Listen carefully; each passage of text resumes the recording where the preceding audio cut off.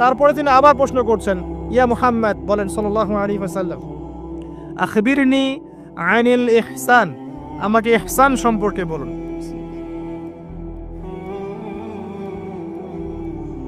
তখন নবী সাল্লাল্লাহু আলাইহি ওয়াসাল্লাম বলছেন, আল ইহসান, ইহসান হচ্ছে আন তা'বুদাল্লাহা কাআন্নাকা তারাহ, তুমি এমন ভাবে আল্লাহর ইবাদত করবে যেন তুমি আল্লাহকে দেখতে পাচ্ছো।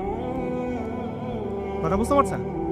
খুব ডিফিকাল্ট, কথাটা বলা সহজ, আমল করা খুব ডিফিকাল্ট।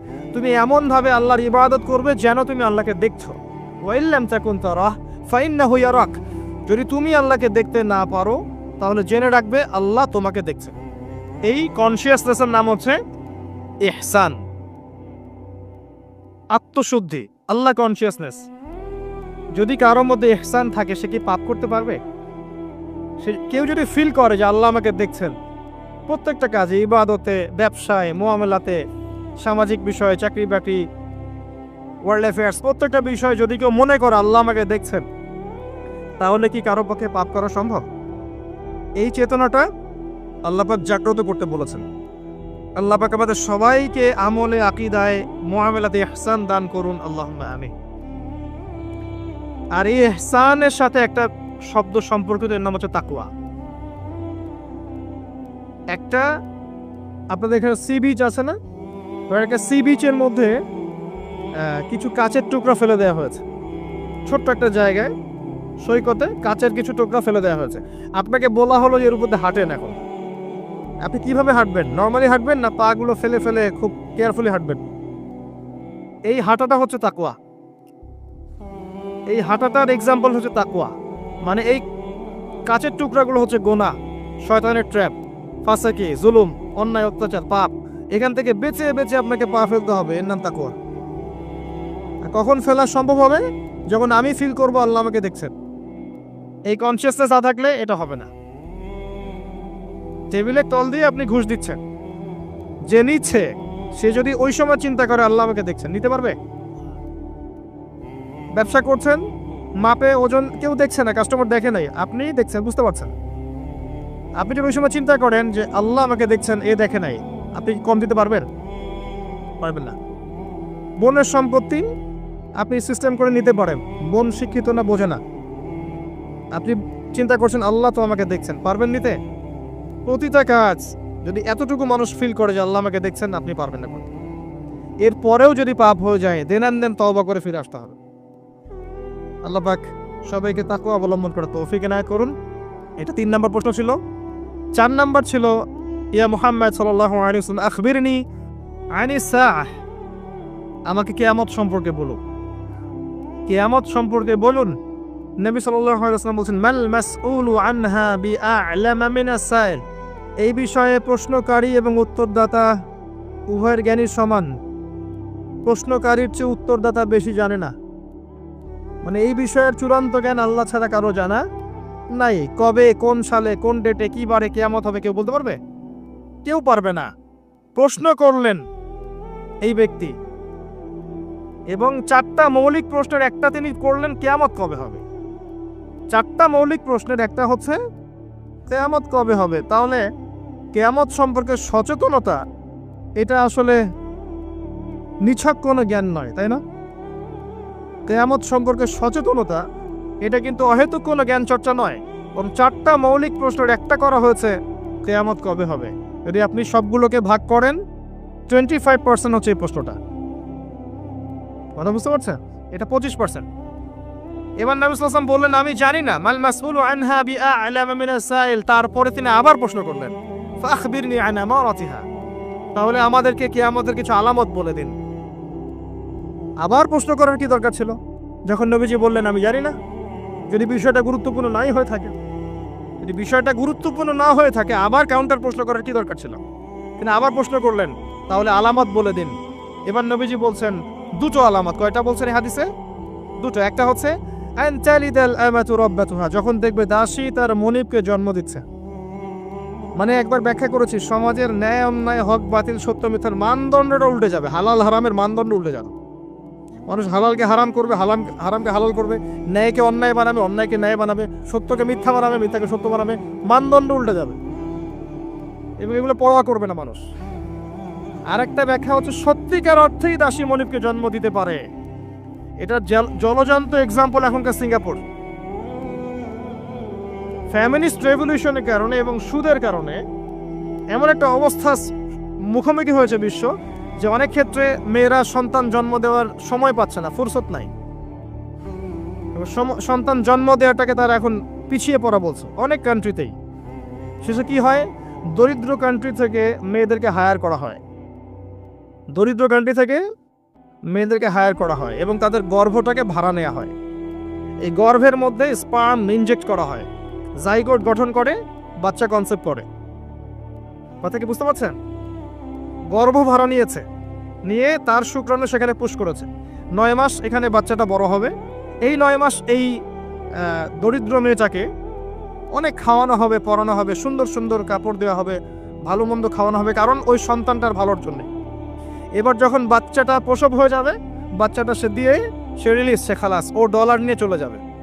সন্তান জন্ম দেওয়ার বিনিময়ে $10,000, $20,000, $50,000, এই যে গর্ভ ভাড়া নেওয়া হয়েছে।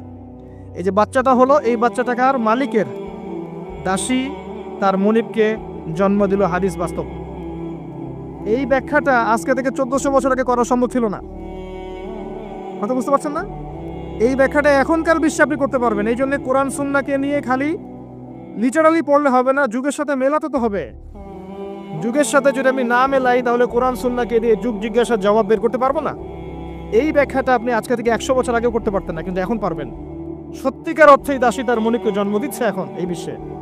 নবীজি তা বলেছিলেন, আনতালিদাল আমাতু রাব্বাতুহা, যখন দাসী তার মনিবকে জন্ম দিবে। আরেকটা বলেছিলেন, ওয়া আনতাল হুফাতাল উরাতাল আলাতা রিয়া শাইয়াতাতাওয়ালুনা ফিল বুনিয়ান, যখন তুমি দেখবে সমাজের, মাইন্ড করবেন না, যখন তুমি দেখবে সমাজের সবচেয়ে দরিদ্র শ্রেণীর, রাখাল শ্রেণীর, নগ্ন পদের, খালি পায়ের, নগ্ন গায়ের, মানে গায়ে জামা নাই, পায়ে স্যান্ডেল নাই, এমন শ্রেণীর মানুষেরা উঁচু উঁচু বিল্ডিং নির্মাণের প্রতিযোগিতা করবে, ফান্তাজির সাআহ, কিয়ামতের অপেক্ষা করতে থাকো। বিগত 200 বছরে বিশ্ব দেখে নাই এত হাইলি টলেস্ট বিল্ডিং এর প্রতিযোগিতা। অমুকের 100 তলা তো অমুকের 200, অমুকের 200 তো অমুকের 300। এটা সমাজ থেকে শুরু করে রাষ্ট্র, বিশ্ব সব জায়গায় এই দৃশ্য দেখা যাচ্ছে। সমাজে দেখেন কিছু মানুষ ছিল যারা টাকা পয়সা ছিল না, আজকে দেখবেন বিল্ডিং তুলছে 10 তলা, 20 তলা, 50 তলা। অনেক রাষ্ট্র ছিল, ওই যে বেদুইন রাষ্ট্র ছিল, মধ্যপ্রাচ্যের দিকে তাকাবেন, আগে জামা পরার টাকা ছিল না, ব্ল্যাক গোল্ড পেয়েছে, তেল উঠাইছে আর খাইছে।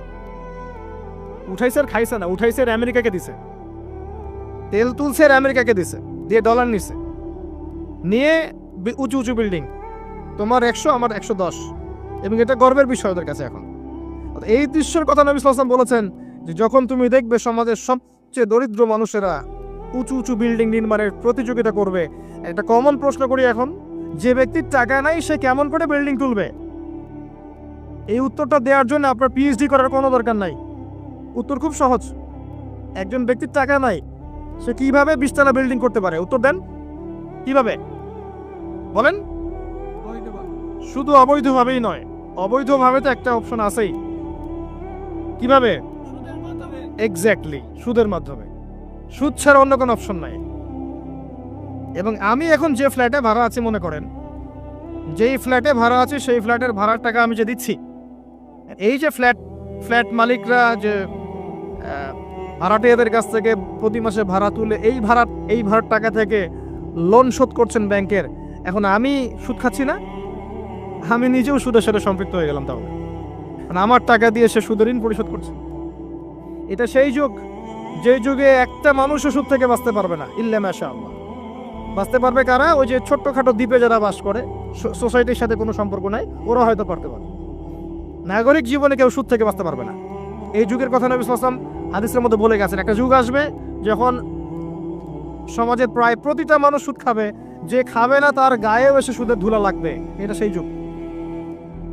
অনলি রিবার মধ্যে, সুদের লোনের মধ্য দিয়ে সম্ভব নগ্ন পদের মানুষের বিল্ডিং নির্মাণ করা, অন্য কোনো অপশন নাই। আরেকটা অপশন হচ্ছে দুর্নীতি করা এবং মানুষের টাকা পয়সা মেরে খাওয়া। অবৈধ পথে, ন্যায় পথে কোটি কোটি টাকা জমিয়ে পরে এটা করা quite impossible, so very difficult. এটা সম্ভব না। এই যুগের কথা নবীজি বলে গেছেন, এই হাদিসের মধ্যে যেখানে মাত্র 2টা আলামত বলেছেন, তার মধ্যে একটা হচ্ছে এটা, যখন তুমি দেখবে নগ্ন পদের, নগ্ন দেহের মানুষেরা উঁচু উঁচু বিল্ডিং নির্মাণ করছে না, বরং নির্মাণের প্রতিযোগিতা করছে। ভাষাটা বোঝেন, নির্মাণ করছে না, নির্মাণের প্রতিযোগিতা করছে। ইয়াতাতাওয়ালুনা ফিল বুনিয়ান, যে কোনো আলেমকে জিজ্ঞাসা করেন ব্যাখ্যা কি। এই হলো হাদিস। এবার সেই ব্যক্তি উঠে চলে গেল এবং ওমর ইবনুল খাত্তাব তিনি বলছেন ফালাবিসনা মালিয়ান, আমরা চুপ করে বসে থাকলাম, যেন আমাদের মাথার উপরে কাক বসে আছে, পাখি বসে আছে, চুপ করে। নবীজি কোনো কথা বলছেন না, সাহাবীরা কোনো কথা বলছেন না, সেই ব্যক্তি উঠে চলে গেল। এবার আল্লাহর রাসূল সাল্লাল্লাহু আলাইহি ওয়াসাল্লাম নিজেই বলছেন, ইয়া ওমর, হে ওমর রাদিয়াল্লাহু আনহু, আতাদরি মান ইসাইল, তুমি কি জানো এই ব্যক্তি কে ছিল যে সে প্রশ্ন করলো 4টা 5টা? তিনি বললেন, আল্লাহু ওয়া রাসূলুহু আ'লাম, আল্লাহ এবং তার রাসূল ভালো জানেন, আমরা জানি না। নবী সাল্লাল্লাহু আলাইহি ওয়াসাল্লাম বলেন, ইন্নাহু জিবরিল, সেই ব্যক্তি ছিল জিবরাইল আলাইহিস সালাম, আতাকুম ইউআল্লিমুকুম দীনাকুম, তো তিনি এসেছিলেন তোমাদেরকে তোমাদের দ্বীন ইসলাম শেখাতে। তিনি এসেছিলেন তোমাদেরকে তোমাদের দ্বীন শেখাতে। তাহলে দ্বীনের মৌলিক প্রশ্ন কয়টা পেলাম? ইসলাম কাকে বলে, ঈমান কাকে বলে, ইহসান কাকে বলে, কিয়ামত কবে হবে। এই একটা হাদিস যথেষ্ট আমাদের হেদায়েতের জন্য। এই একটা হাদিস যদি আমরা বুঝে থাকি, আমাদের জন্য যথেষ্ট হেদায়েতের জন্য। আসেন সামারি করে ফেলি। প্রথম থেকে শিখলাম যে আল্লাহর জন্য যখন আসবেন মসজিদে, টিপটাপ পরিপাটি হয়ে আসবেন, উত্তম পোশাক পরে আসবেন। ওস্তাদের কাছে যখন যাবেন জ্ঞান শিখতে, আদবের সাথে বসবেন এবং প্রশ্ন করবেন আদবের সাথে। প্রথম প্রশ্ন ইসলাম সম্পর্কে ছিল। তিন ইসলামের বেসিক পিলার কয়টা? 5টা। তাওহীদ, যার মধ্যে আসবে তাওহীদ এবং সুন্নাহ, লা ইলাহা ইল্লাল্লাহ এবং মুহাম্মাদুর রাসূলুল্লাহ। এরপরে আসবে সালাত, 5 ওয়াক্ত সালাত কায়েম করা, তারপরে যাকাত প্রদান করা, রমাদান মাসের সাওম এবং সামর্থ্য হলে হজ। ইসলাম হয়ে গেল। ইসলামই একমাত্র জীবন ব্যবস্থা, এর বাইরে কিছু আছে? কেউ তালাশ করলে কবুল করা যাবে? যাবে না। এটা মেনে নেওয়ার পর আমলে ভুল হলে কি করতে হবে? তওবা করে ফিরে আসতে হবে। আল্লাহ পাক ইনশাআল্লাহ মাফ করে দিবেন। যদি কোনো ব্যক্তি আল্লাহর সাথে শিরিক না করে, কবিরা গুনাহ থেকে দূরে থাকে, আশা করা যায় আল্লাহ পাক তার সমস্ত সগীরা গুনাহ মাফ করে দিবেন ইনশাআল্লাহ।